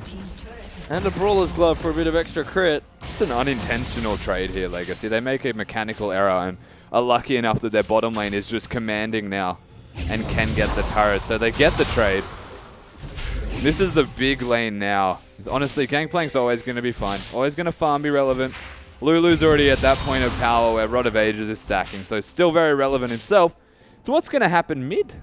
The real question. Well, right now Bomb is up 10 CS. Chu's playing a little further back. Doesn't really want to get ganked when the map has opened up quite a bit, but he's playing fine. Victor once again will scale up just nicely, much like the GP will. And Legacy has certainly slowed down the pace a little bit. Carbon, he's definitely kept it cranked all the way up. But the rest of the team, with the comp they've got, it makes sense. They are slowing things down just a tad. As King and Regret actually topside now. Going to look to 2v1 and take this tower, but help is on the way. Absolutely, members here. Chaos Storm down, Gravity Field almost enough for the stun. Choose takes a turret hit, but Bomb will lose the trade in the end. Oh my god, that's annoying. It's just a lot of force damage here. Bomb. Nice laser there from Choose, and Bomb can't really turret. stay. Turret being taken by Choose is a big deal. It almost feels like a natural take as well. Bomb trying to stay, but he just can't afford it. Legacy going to take the Rift Herald away as well. Denian might try and snipe it away, but it's going to go over to Carbon. Yeah, I was going to say, it took a little bit to do it, but the mid turret does fall at the exact same time. So map objectives entirely controlled here from Legacy as that 10 CS lead's now essentially 0. And across the board here, Helion's, they're trying to answer, and I feel like the only time they are answering at the moment is from mechanical misplays out of Legacy above all else. Yeah, it just seems like Legacy are certainly the more proactive team, sometimes to a fault with their aggression, but you can see still at it. King and Regret now versus Ryu and Denian, and Cookie's here as well. So they're just going to continue applying pressure. Don't need to overcommit as Tally is going to go to the bottom lane and fight Frey, actually, with the Trinity Force done for GP. And 2k up here for Legacy. Things looking good. I will say that Legacy have proven that they're exploitable almost to a fault here. They're staying over aggressive in the top lane when it's a 2v3. They're aware that their jungler has just given over the blue buff, which means 2 members from Legacy aren't going to rotate. They're just assuming that because they're not in vision, they can push places like this. Easily punishable things here from proactive teams can take Legacy onto the back foot. It's just that Hellions have shown already their track record in the early game is not proactivity as such. It's more laning phase and extending that out. Yeah, in general, it's just been a little distinct, I guess, from Hellions. As Choose clearing out happily now. Got the Abyssal Scepter done, laser upgraded, and the CDR boots, plus blue buff, so good luck trying to take the turret there, Bomb. As Legacy are going to start up the Dragon for themselves. Little late, but better late than never here for Dragon, as the first one is always good to get. Yeah, absolutely. They'll pick up this first Dragon, no worries whatsoever. Just continue on their jungle escapades, no doubt. Straight into the enemy jungle, blue buffs up. Surprise! Tally puts a barrel over, wards there as well, will sweep it for vision. Legacy continue their smart trend of evading, and Choose gets a refresh. He absolutely does. I feel like I've seen this before, Page Return. I don't know where. I don't know where either. This is great getting chased out of top lane. Now Hellions decide to answer and shove them out, but you said it already. Just sticking in here. A little too over-aggressive of the Legacy duo. Happy to pick up farm where they can because they're confident in their ability to outplay. But now Tally is going to force the issue in the bottom lane. Bomb returns to mid, but Gangplank Split just started. Carbon's in here as well in his back pocket, and even Choose is coming along for the ride with his blue buff. Yeah, the Legacy bot lane's the only one that needs to start rotating with the rest of the team or controlling the sideways. So what they're doing now by drawing extra members is perfectly fine. Bomb as well is now here. He only has an Abyssal Scepter though, so in terms of skirmishing, you only get 2 or 3 ultimates out of him at most before he's out of mana completely. Dangerous stuff here. Yeah, got to make him count. So denying the blue, definitely hurting Kassadin even more than it otherwise would. Yeah. Kassadin's relatively blue dependent. Once again, Bomb going for that early defensive item, so is going to delay the Rod of Ages again. Well, that's like really, if he goes for a Rod of Ages now, it's going to be like 23 minutes maybe. That's beyond delayed.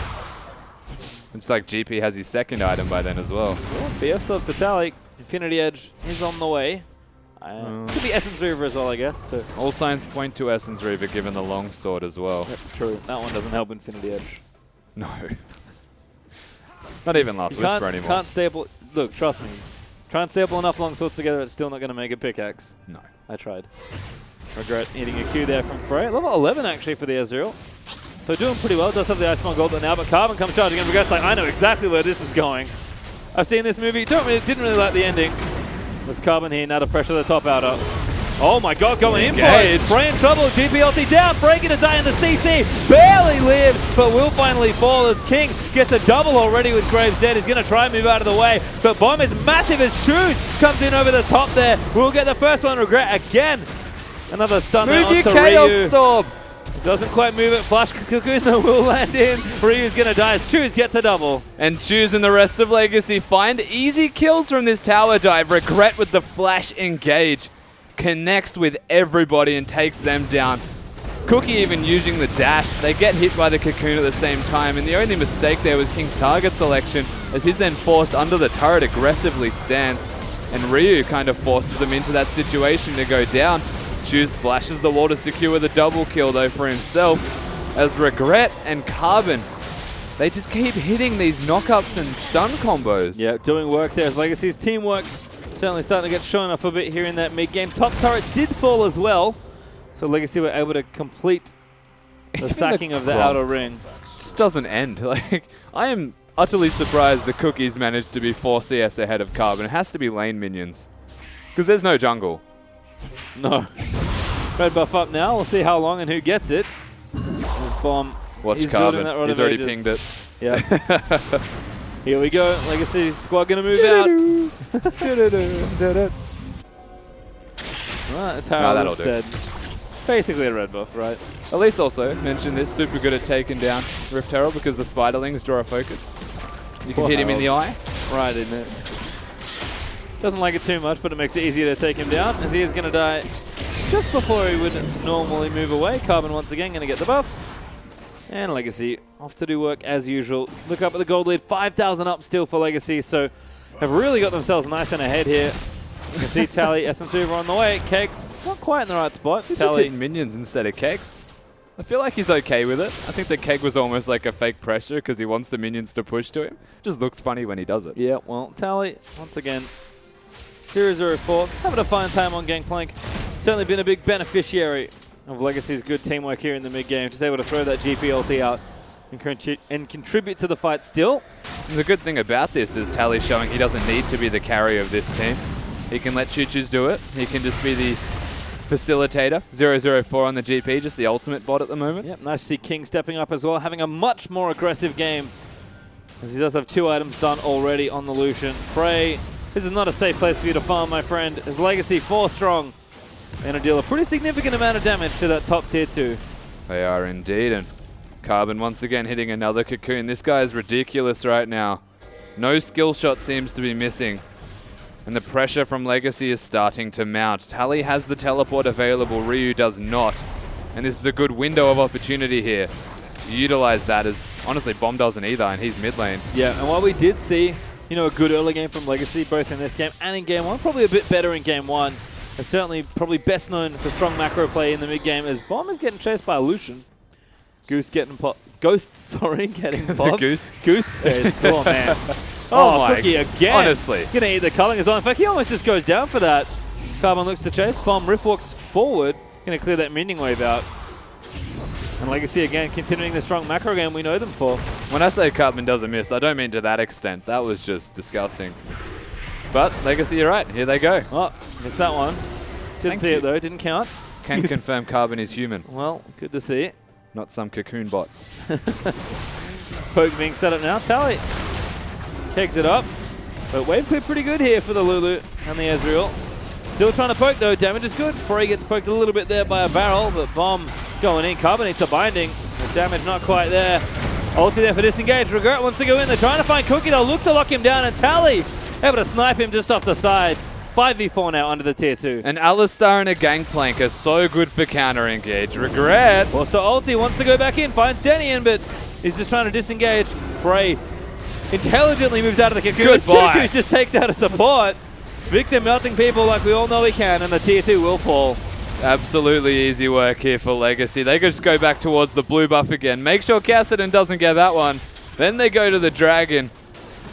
Simple execution and map rotation here for Legacy. Secures them picks, secures them turrets, and indefinitely as such the gold lead. This side, when it comes to the map movements, are looking unbeatable. And you mentioned the gold lead. It is relatively massive at this point. We've got 7,000 gold up now for Legacy. And 23 minutes in. It's a tough road here for Hellions. We did see the games they were able to win in their series last week were relatively drawn out. So they do trust in their late game team fighting and the scaling of their comp. But Legacy are not a team that lets up lightly, if ever. No. Hellions going to really have to batten down those hatches because the storm has arrived. Absolutely has, and Cyclone King is making his way in, and he doesn't slow down for anybody. Legacy, I said it before, they reminded me of something with the way they were playing around this buff control. The answer is Xiaogu from the LPL, who is currently the best team there, you would have to say, arguably. And the fact that they can look so reminiscent to a professional team of that caliber can only sing praises here for the macro level strategy of Legacy. Certainly can as Carbon. Still doing work here in the jungle. Just going to sit here and take out a pink ward. Cookie eats a cocoon. Carbon going in for it. Bully to binding. Damage is there. End of the line pop there for Graves as Carbon drops to about 30% health. Tally Nina on the bottom lane. Oh my god, that was a crit. Ulti up, flashes forward. Good ulti from Ryu, but Tally, one more crit makes it easy. Simple Gangplank stuff. Lulu can only deal with the GP damage for so long, as once you upgrade that ultimate and you have it for pressure in your own lane, picks up the solo kill. That's not what you want to see here for Hellions. No, doesn't need the solo land this time, as Tally's doing all sorts of work on that bottom side of the map. Ryu's still dead for 20 seconds. Once again, maybe pressuring too hard here. No GP ulti, but he does have teleport. As King's just going to take the red buff away. Bomb wants it so bad. Binding lands, he'll go in. Carbon going to look for the Cocoon, doesn't find it. Damage is there from Choose, he comes out, and Bomb is going to move in over the back, but King crits his face off as Tally has put it in, and Legacy will leap forward as King goes absolutely ballistic. Choo-Choos gets a double on the back end of the fight, and Denian's flashed over the wall safely. Denian flashes away, but Tally also makes his way in, and that's the major difference between these two teams right now. Lulu was dead. And of course, Hellions, they find advantages with health bars, and they immediately look to fight. It's a smart decision from them strategically, but you can't execute on this against the GP who can just make his way in, against an Alistar who can just press the R button and be unkillable. A mobile Lucian. You can't kill Elise, and Victor was the only one with full health. And unfortunately, if the game was a little closer, perhaps that would have been the right fight to take, but Legacy are now well and truly 10,000 plus gold ahead. That's 12.5k up already at 25.5 minutes. They can look to Baron now. Can look to just about anything, it feels like, at this point. House Legacy on the rise here, as the choo-choo train has certainly been going. It's at its station, that's for sure. The station's victory station. That was bad. Thank you for clarity. Just in case you weren't all aware. What I meant Rusty. was they're playing well and they're winning. I would agree. It looks like the choo-choo train Had to clear it up. still on the tracks, and so the rest of Legacy here. Regret is going to eat a binding, but he'll shake it off. Legacy going to take the Baron. Denian's going to look in for a steal. Almost hit a barrel for his trouble. And Legacy, Baron buffed up. Crazy far ahead in this one. Hellions, we already talked about having to weather that storm. Cyclone King started things up with a low pressure system where Legacy's now going to move through this mid lane, and they are so happy to take a fight. Category 5? Yeah. Now? Is that where we're at? Yeah. Look, I'm the weather I've seen man. a movie about this once. Well, nice little cake chain there from Tally, but doesn't quite go all the way he wants it to. Hellion's going to try and use that wave clear and do what they can. But Baron buff up here. All tier 2s and out is done. Regret just goes in. He wants bomb. He's popped the ulti in. And the damage is massive there from the AoE, but a little too aggressive on the dive. Maybe enough as Cookie barely lives through everything, but Denian was not so lucky. That burst was unreal. The GP ultimate with the Victor ultimate couples together. Whoa, hello. Bomb, good snipe on the King. And that might Carbon's actually dead. delay this. Carbon, yep. Takes the tower hit. Bomb gets a double fray. Moves out of the way of those kegs, and Legacy almost had that. In typical King fashion. Over-aggressive, tries to get the turret down. They almost break the base. But Hellions live to see another day, as we are going to see this particular engage again. Or we're just going to see King die. Same time as an Ezreal Q, to be fair. Making bomb like he did that much damage. And the burst will have to be respected here. As Legacy lose Baron, lose a couple key members. Gonna have to reset, lose a bit of that duration on the ones that still have it. And maybe go back to try and take that middle inhibitor turret. This is just a case of King, again, it's the cockiness. He's the young mechanical player, not actually showing enough respect to his opposition. And sure, they're ahead by a large margin, but doesn't matter how far ahead you are as an AD carry. If you miss position and not show respect to your opponents, you will get paid. You will pay for it. Especially Kassadin, that actually has a pretty decent amount of farm. He did get the Rod of Ages. He's actually charging it up relatively slowly, but we talked about it. Hellion, they do have a window here in the game. If they can get to the later stages, they've shown they're able to fight well together and use their scaling champions. They have plenty of scaling here. I don't think they've ever been this far behind, though, to bring I it would to the agree. late Oh, game. Denian, I'm sorry. Choo-Choo's uses the ulti just to ensure. It didn't quite have enough with the regular burst. He wanted to get the auto attack from the Q, but wasn't in range, so he just walked back and decided to ult as the pathing actually took him away. He had to walk back to change his mind. Mid turret is in jeopardy, as is top, because Bomb may have his teleport, but he's so far away. Yeah, this is a little risky perhaps, as Legacy are going to go back in. Tally doing work and actually forcing the TP top lane. Was it worth it? I don't know, they're mid now broken. I think Hellions maybe not, as Bomb is going to be the target. They'll jump in on him and the damage pretty massive, but King's going to get knocked back. They are going to move back in. Choose will chase him. Frey looking for a pick on the other side as Cookie's in the front lines as well. Bomb is forced back. They're going to chase him to stop that recall. King looking for a 1v1. He gets the shutdown. He dies, though. And he does die on the back end. Oh, King, when will it stop? He does trade. He forces down the primary carry of this Hellions lineup. That's one inhibitor. That's almost two. Looks to be two here. Ryu trying to fight off Tally, but Gangplank's a little too strong at this point. Legacy actually make King's sacrifice quite worthwhile here. They do. And Helion's push them back one more time. They live to fight another battle, but it could be their last one. Let's all act surprised. I can't believe King actually killed him. He dashed forward. It was going to be covered all right by the Choo-Choos. Understanding exactly what King's capable of doing, and that's using your relentless pursuit relentlessly towards a Kassadin's face. But he does get the kill. Ooh. Probably almost ate a binding there. As Cookie is going to take the Grump away. Hellion's trying to get what farm they can. The jungle has not really been theirs for most of this series, so happy to get it where they can. Cookie now going to take the Scuttle Crab. Dragon actually up. So a possible take here for Hellions would give them a nice bit of stats boost, but yeah. Legacy already in the area. I don't know if they can get this, because they have 2 different waves to worry about also. And the major concern here for Hellions in this game has always been they don't have a tank. They've got a Lulu to try and buff someone up to be an effective tank. It's almost like faking that you've got one. Graves is still building half-tanky items. Ezreal builds half-tanky items. Sure, they can deal with a bit of skirmish damage and trade Tally. Oh, he finds him, puts the ward in and just goes to turn in on him. Great barrel there, Lantinas. Regrets is going to move in. Cookie is getting sliced up by the gangplank as he'll live with Lulu ulti on top of him. It was cute. They almost made it work, but Tally can eat oranges. Oh, Bomb. Aggressive again. What are you doing? And just gets snapped off. Choo-Choos and King just do too much damage, and Carbon is on point with these cocoons. Carbon does not miss the cocoons. Legacy, last inhibitor remaining. They're pushing in. Yep, the siege is on here for Legacy, and it's not much of a siege. Frey gonna eat another cocoon as the Carling gonna come over the top to try and take him out. Denian, not so lucky. King flashes forward in King style, and he's gonna wreck face in the backlines. Legacy pick up the ace, and they'll take the win 2-0. As close as you could possibly get to that Nexus. King shows aggression from start to finish. The rest of Legacy also couple together.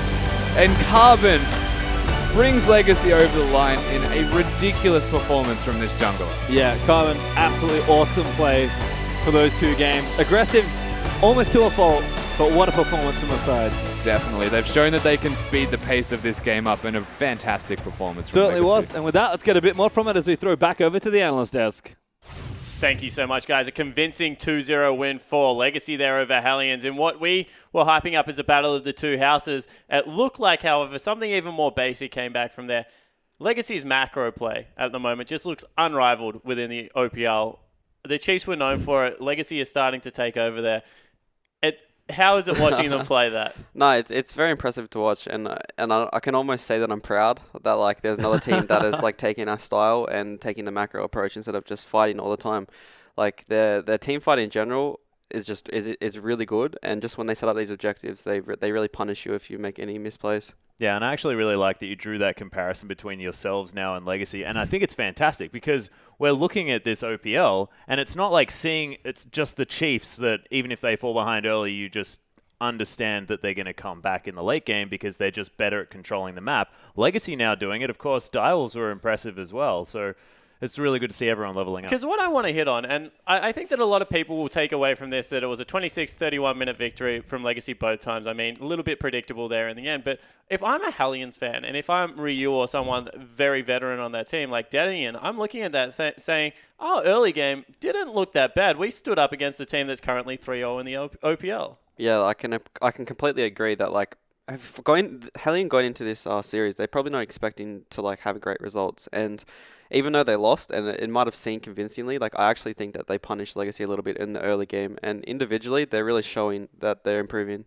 Yeah, and I think it's the confidence levels as well. I mean, Hellions are playing not necessarily like they're about to win the series, whereas Legacy, it looked like game number 1 that Carbon thought that he was ahead by 5,000 gold from the beginning. Well, that's a man I want to hit on, because traditionally when then Avant, now Legacy, were an amazing organization. If their jungler was rolling, at least you've casted him for a couple of years now. Carbon looks like he's better than he ever has been. Yeah, Carbon looks unbelievable. Not even necessarily building the Trinity Force on the Rek'Sai this time around. Of course, my personal favorite Carbon situation. But, I mean, Carbon was instrumental in their victory over the Chiefs, then Immunity, I believe, when they went over to Gamescom as well. Carbon has always been this veteran force on the lineup. And, of course, it's all about the emotions. And this guy looks like he's on Cloud 9 right now. So I want to end off with Chiefs versus Legacy. It's been a rival for a very long time. When you look at this Legacy lineup, Are you getting a little bit of how's the barometer going for the Chiefs right now? If you're a Chiefs fan, are you starting to sweat a little bit, Swiper, or are you still all right? I won't lie, like we're not winning as convincingly as we have been in the past, and Legacy is definitely in the top 3, if not like rivaling like first place in terms of the split. We're not really afraid because we do play each other a lot. We know each other's play styles, but when players step up, they really shine, and like the players who step up normally carry the games. So I do think it's going to be a very good match, similar to like the Daiwa series. And on the other side of the riff, we were saying Hellions, we don't think they're quite there for the top 3. They could push into the top 4. With what you saw tonight, is that still the hope? Do you think that this team is one of the few teams that can break into that top 4, go to playoffs this time around? Look, like if they take the positives out of tonight and not just like get really demoralized and down and think they just lost for no reason, like they can take a lot of strong points in their play style, and if they calm down their aggression in the mid game and don't take these risky fights, then I really think they can be a really good scaling team going into the late game. Certainly hope so. Well, guys, that is our result for tonight. Legacies will take it 2-0, but that's not all the OPL we have for you. Join us next Monday at 7 o'clock Australian Daylight Saving Time, our new time, for some more League of Legends action.